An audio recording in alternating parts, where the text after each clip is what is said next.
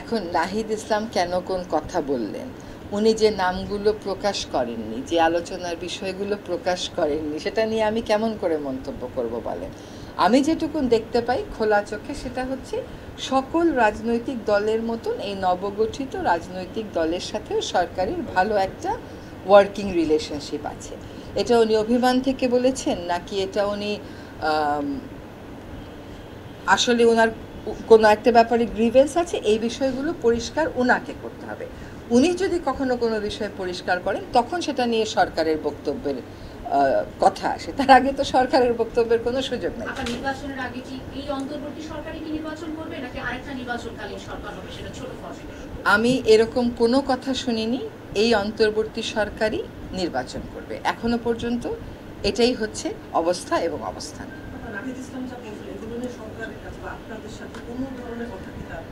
শোনেন, অনেক রাজনৈতিক দলের নেতা নানান বিষয়ে নানান কথা বলে যাচ্ছে সরকারের বিভিন্ন বিষয়, এবং এটা বলা তাদের তো অধিকার, এটাই তো গণতন্ত্রের চর্চা।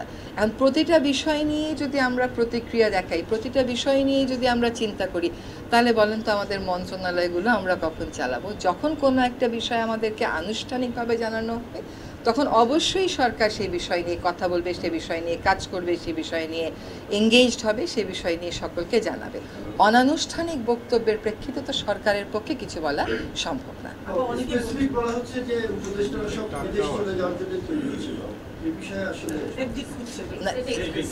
শোনেন,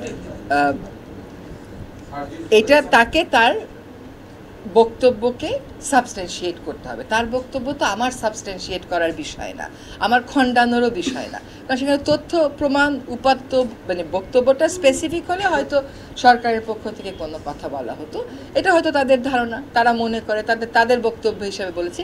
এখানে সরকারের অবস্থান নেওয়ার তো কোনো সুযোগ নেই, সরকারের বক্তব্য দেওয়ার তো কোনো সুযোগ নেই। আমি বুঝেছি, আমি একদম কোনো এক্সিট খুঁজছি না, দেশেই ছিলাম, এর আগেও বহু ঝড়ঝণ্ডা এসছে, ওই সব ঝড়ঝণ্ডা প্রতিহত করে দেশে থেকেছি, বাকিটা জীবনও বাংলাদেশেই কাটিয়ে যাব আপনাদের সাথে ইনশাল্লাহ।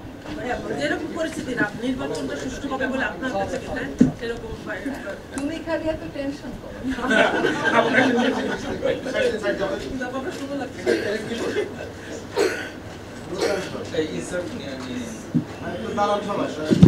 না।